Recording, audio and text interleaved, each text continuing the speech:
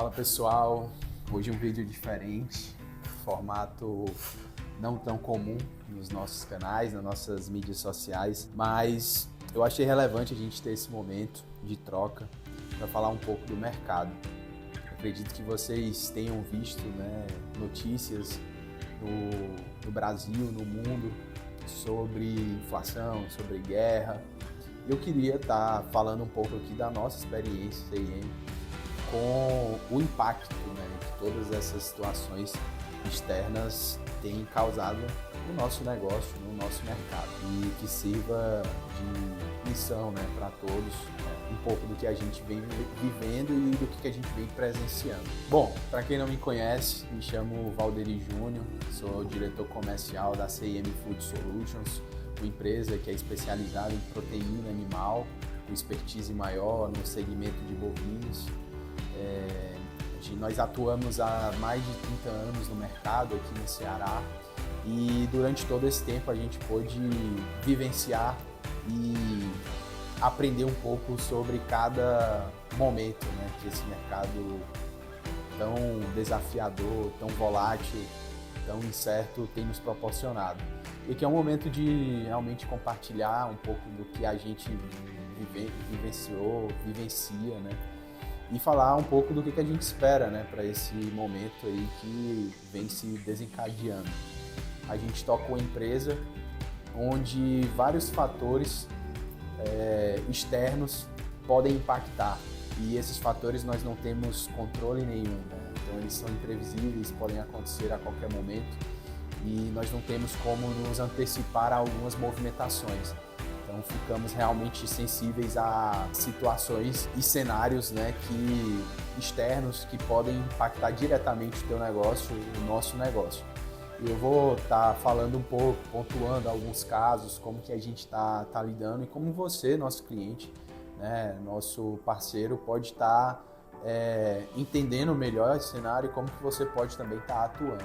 Talvez não seja rotina de muitos ou prática de todos estarem olhando as notícias do mundo agro, da pecuária, mas é comum a gente acompanhar que o preço do arroba, do animal vivo, vem subindo cada vez mais. E existe um termo que eles usam muito que é o ciclo pecuário. Então a gente hoje está vivendo um momento crucial no ciclo pecuário.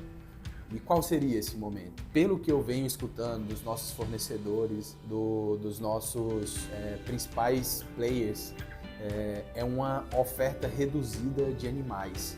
Que isso é ocasionado por um abate excessivo de uma certa categoria, como por exemplo, eles têm relatado que as fêmeas hoje que produzem os bezerros para gerar uma reposição para o pecuarista está a níveis bem baixos, então isso acaba reduzindo a oferta de bezerro, que reduz a oferta de reposição, que automaticamente reduz a oferta de animais prontos e acabados para o frigorífico. Além disso, a gente tem vários cenários complexos aí no mundo que possibilitam o Brasil ser hoje um dos maiores produtores de carne bovina do mundo e um dos maiores exportadores. Então, a gente está entrando em vários países, em vários continentes com o nosso produto, pois nós somos super competitivos em preço e temos um padrão de qualidade que atende vários países e vários mercados exigentes, como por exemplo Europa, alguns mercados asiáticos, Estados Unidos. Então o ciclo pecuário ele tem sido algo que o mundo hoje está vivendo.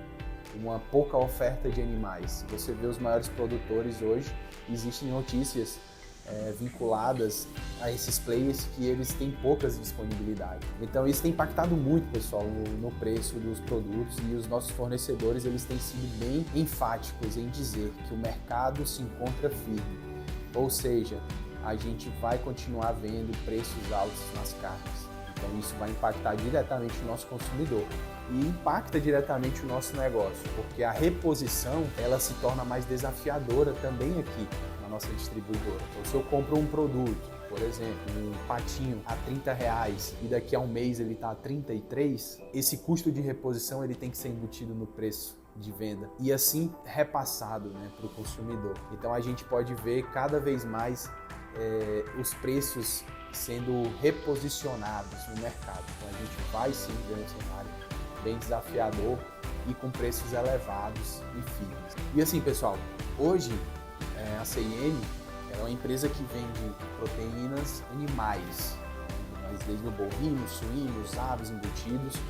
E a gente costuma falar que suínos, aves são produtos substitutos ao bovino.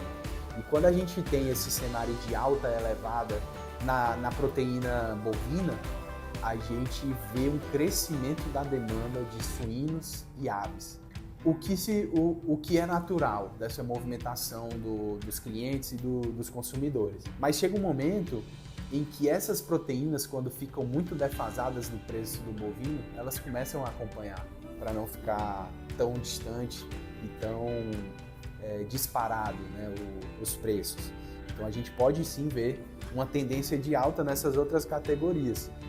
Não quer dizer que vá chegar a patamares ali de uma carne bovina, de uma picanha, de uma maminha, mas tende sim a aumentar. E a gente sabe que as proteínas como frango, né, os suínos são algumas proteínas de entrada para os consumidores com um poder aquisitivo mais baixo. E isso acaba impactando diretamente, né, o volume do consumo. Então acredito que com essas altas, com esse cenário desafiador, a gente vai ter uma redução de consumo de alguns produtos e algumas categorias, mas o mercado ele ainda é pujante. A gente vê que restaurantes, varejos, ele tem uma demanda expressiva para algumas categorias de produtos.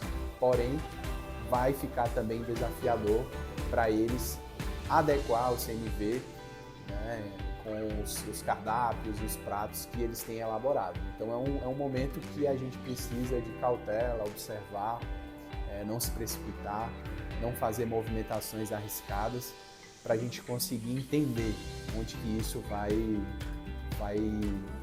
chegar e como isso vai impactar o nosso negócio. E lembrando, aqui a gente está numa ponta extrema da cadeia, né? A gente está bem longe do pecuarista, a gente está distante também de um player que tem um potencial de compra gigantesco na China, no Japão, nos Estados Unidos, no México.